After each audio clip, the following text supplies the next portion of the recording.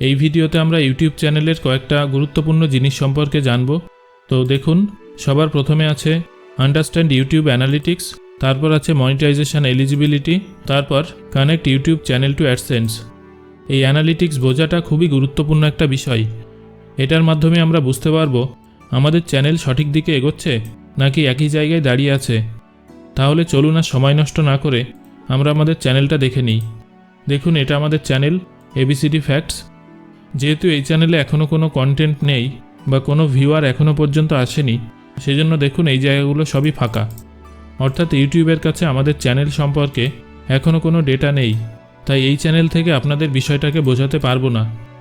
তাই আপনাদের বোঝানোর সুবিধার্থে অন্য একটা চ্যানেল আপনাদের দেখাবো। আমরা সরাসরি চলে আসি অ্যানালিটিক্সে। এখানে প্রথম যে অপশানটা আছে সেটা হচ্ছে ওভারভিউ। এখানে আসার পর প্রথমে আপনারা কত দিনের ডেটা দেখতে চান সেটা সিলেক্ট করবেন। এখানে দেখবেন ডিফল্টভাবে 28 দিনের ডেটা সেট করা থাকে। তো 28 দিনে আমাদের ভিউ হয়েছে 1100।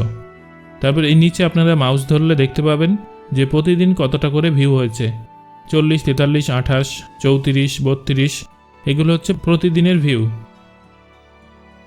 এর পাশে আছে ওয়াচ টাইম, অর্থাৎ প্রতিদিন কত ঘন্টা করে আমাদের ভিউ হয়েছে। এখানে দেখুন 0.4, তারপর 0.4, 0.7, 0.5 এত ঘন্টা করে আমাদের প্রতিদিন ওয়াচ হয়েছে ভিডিওগুলো। এরপরে আছে সাবস্ক্রাইবার।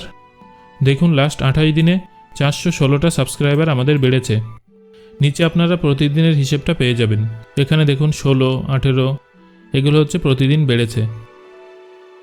এরপর এখানটায় দেখুন, এখানে দেখানো হচ্ছে রিয়েল টাইম ভিউ, অর্থাৎ শেষ 48 ঘন্টায় কতটা ভিউ হয়েছে। তো শেষ 48 ঘন্টায় এই চ্যানেলে ভিউ হয়েছে 55টা, এবং এখানে মাউস ধরলে আপনারা প্রতি ঘন্টায় কত করে ভিউ হয়েছে সেই সংখ্যাটা আপনারা দেখতে পাবেন। এরপর আমরা চলে আসব রিচ এই অংশে। এটা খুবই গুরুত্বপূর্ণ একটা অংশ। প্রথমেই আপনারা নিচের দিকে চলে আসবেন। এখানে দেখুন একটা ডায়াগ্রাম দেয়া আছে। এবার আমরা এখান থেকে কি বুঝতে পারছি। প্রথমে আছে দেখুন ইমপ্রেশন।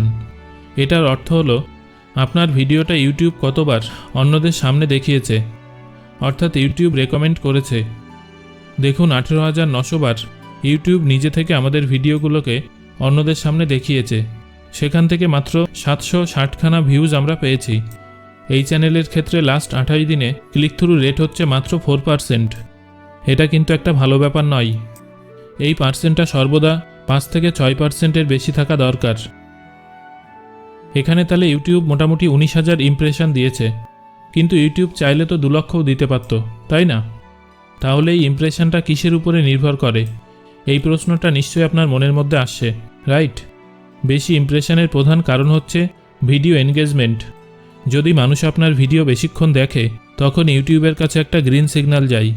তখন ইউটিউব নিজে থেকে সেই ভিডিওটা অটোমেটিক আরও বেশি মানুষের সামনে দেখায়, অর্থাৎ ইমপ্রেশন বাড়ে।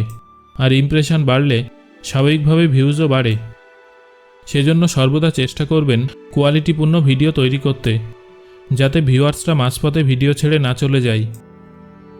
আশা করি এই অংশটা আপনারা বুঝতে পারলেন। এবার চলে আসুন এইদিকে, ট্রাফিক সোর্স। এটাও খুবই গুরুত্বপূর্ণ একটা অংশ।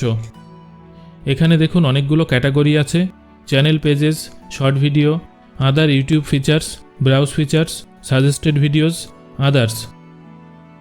চ্যানেল পেজের অর্থ হলো মানুষ সরাসরি আপনার চ্যানেলে এসে ভিডিও দেখেছে। শর্ট ফিডের অর্থ হচ্ছে শর্ট ভিডিওর মাধ্যমে কত পার্সেন্ট ভিউ হয়েছে। আর হচ্ছে আদার ইউটিউব ফিচারের মাধ্যমে 4.5%। আর একটা হচ্ছে ব্রাউজ ফিচার।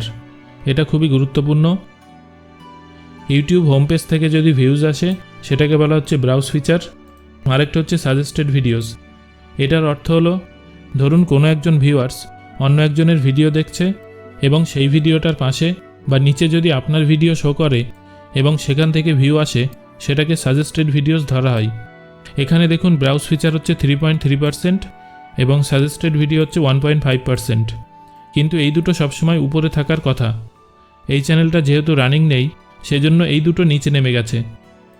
কিন্তু যে কোনো ভালো চ্যানেলের ক্ষেত্রে এই দুটো সর্বদা উপরে থাকবে, অর্থাৎ এখানে থাকবে, এবং দুটোরই 40%-এর উপরে থাকবে। তবে আপনার চ্যানেলে ভালো ভিউ আসবে।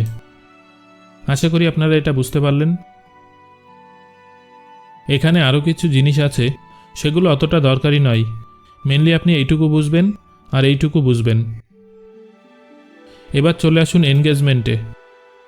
এখানে আমরা ওয়াচ টাইমটা দেখতে পাবো। দেখুন লাস্ট 28 দিনে 13 ঘন্টা ওয়াচ টাইম হয়েছে। আপনারা এখান থেকে প্রত্যেক দিনেরটা দেখে নিতে পারবেন। এখানে দেখুন অ্যাভারেজ ভিউ ডিউরেশন, এটা হচ্ছে 45 সেকেন্ড, অর্থাৎ আপনার সব ভিডিও মিলে মানুষ কতক্ষণ দেখছে। এখানে আছে 45 second.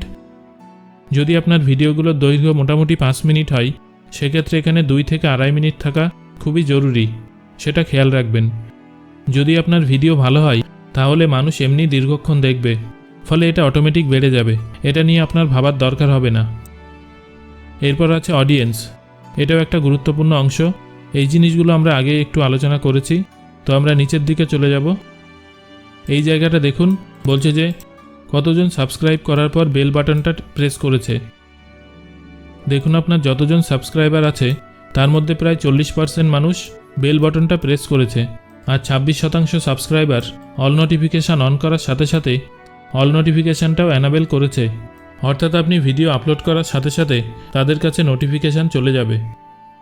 Watch time from subscribers, অর্থাৎ আপনার ভিডিওগুলো কারা দেখছে, আপনার সাবস্ক্রাইবাররা নাকি নন সাবস্ক্রাইবাররা। তো প্রথমটা দেখুন, প্রায় 90% মানুষ আপনার চ্যানেলের সাবস্ক্রাইবার নয় যারা আপনার ভিডিওগুলো দেখছে, আর মাত্র 10% ভিউয়ার আপনার সাবস্ক্রাইবার। তো এটাকে আপনাকে বাড়াতে হবে, সেই জন্য প্রতিটা ভিডিও শেষে চ্যানেলটা সাবস্ক্রাইব করার কথা মনে করে দেবেন। এরপর আছে দেখুন এজ অ্যান্ড জেন্ডার। দেখুন এই চ্যানেলের 55% সাবস্ক্রাইবার ফিমেল এবং 45% হচ্ছে মেল সাবস্ক্রাইবার। এবার দেখুন ওই সাবস্ক্রাইবারদের বয়স কেমন। দেখুন 35 থেকে 44 বছর বয়সী হলেন 55% এবং 55 থেকে 64 বছর বয়সী হলেন 45%। তাহলে এখান থেকে আপনি আপনার সাবস্ক্রাইবারদের বয়সটাও জানতে পাচ্ছেন। সুতরাং যখন আপনি ভিডিও বানাবেন তখন এই বয়সের কথাটা অবশ্যই মাথায় রাখবেন এবং তার সঙ্গে সামঞ্জস্যপূর্ণ ভিডিও বানাবেন। এবার এখানে দেখুন আপনার সাবস্ক্রাইবাররা কোন কোন দেশের। দেখুন এই চ্যানেলের 38% সাবস্ক্রাইবার বাংলাদেশের এবং ভারত থেকে সাবস্ক্রাইবার হলো 31%। সো এই হলো ইউটিউব অ্যানালিটিক্সের ওভারঅল একটা ধারণা। আশা করি আপনারা অনেক কিছু বুঝতে পারলেন। এখানে আপনাদের আরেকটা জিনিস দেখাবো, সেটা হচ্ছে কপিরাইট। এই জিনিসটা হচ্ছে যদি আপনার চ্যানেলের ভিডিও অন্য কেউ ডাউনলোড করে তার চ্যানেলে আপলোড করে, তাহলে আপনি এখান থেকে জানতে পারবেন। এখানে একটা নোটিফিকেশান চলে আসবে সেই ভিডিওটার। আপনি চাইলে ওই ভিডিওটা ডিলিট করাতে পারেন অথবা সেটাতে কপিরাইটও দিতে পারেন। চলুন এবার আমরা জেনে নেব মনিটাইজেশন এলিজিবিলিটি নিয়ে। তার জন্য আমরা নিজেদের চ্যানেলটা ওপেন করব, সেটা হচ্ছে এবিসিডি ফ্যাক্টস। এখানে আসার পর আমরা চলে যাব মনিটাইজেশন ট্যাবে। এখানে আসার পর দেখুন বর্তমানে চ্যানেল মনিটাইজ করার জন্য 1000 সাবস্ক্রাইবার এবং 4000 ঘন্টা ওয়াচ টাইম দরকার 12 মাসের মধ্যে। এই দুটো শর্ত পূরণ হলে আপনি মনিটাইজেশনের জন্য অ্যাপ্লাই করতে পারবেন। যেহেতু আমাদের এই চ্যানেলে কিছু নেই, সেজন্য অ্যাপ্লাই অপশানটা এখানে এখনও আসেনি, সেজন্য আমি এখানে লাইভ দেখাতে পাচ্ছি না, কিন্তু আমি আপনাদের ডেমো দেখাবো। চলুন এবার দেখে নেওয়া যাক how to connect YouTube channel with AdSense. তাহলে প্রথমে আপনি মনিটাইজেশনে যাবেন।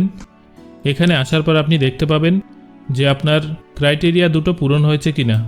তাহলে আপনারা দেখতে পাচ্ছেন যে এখানে 2000 সাবস্ক্রাইবার এবং 5200 ঘন্টা ওয়াচ টাইম পূরণ হয়ে গেছে, অর্থাৎ আমরা এখন এলিজেবল চ্যানেলটা মনিটাইজ করার জন্য।